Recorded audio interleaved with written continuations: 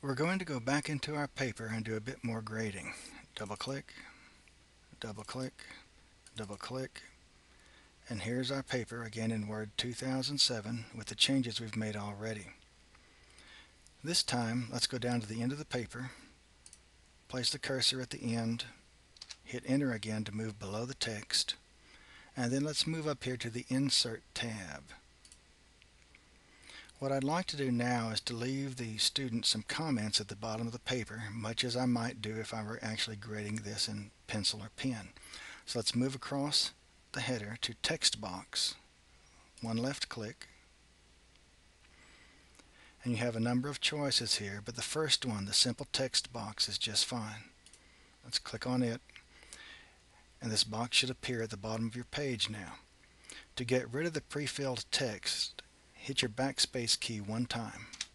That removes all of that, and now we can leave our comments.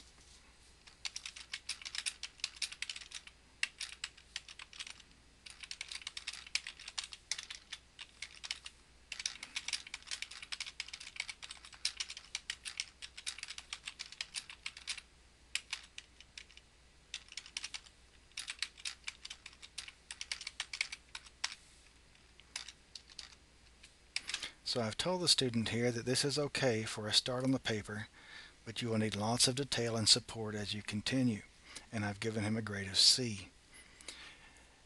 Now that we have graded our paper, and as you can see here, there are other things in the header that you can be doing, but we're not going to be concerned with those right now. We've done enough to grade a paper pretty well. Let's go up here to the top and click on the little save icon to save this paper with our changes. Now that I've saved it, I'm going to X out of this paper, and I'm going to rename this paper by doing one right click, go down to rename, and I'm going to add something to the end of this file. I'm going to add the word done. This simply tells me in my own coding system that I have finished grading this paper and it's now ready to be returned to the student. When you have a folder full of papers, 20, 30, 40, 50 papers, whatever it might be, you're not likely to be able to grade them all at one time, and you need to be able to have some kind of system here which will allow you to see which ones are graded and which ones are not graded.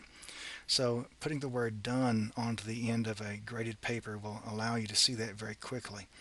And of course, if we were having multiple submissions from each student, I might also want to come in here and rename this and put the number 1 perhaps at the beginning of this, indicating then that this is the first submission or first assignment from this student, and now it is graded.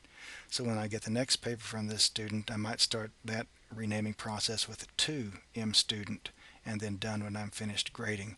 Develop your own system, but develop some sort of system which will allow you to keep track of which papers are done and which are not.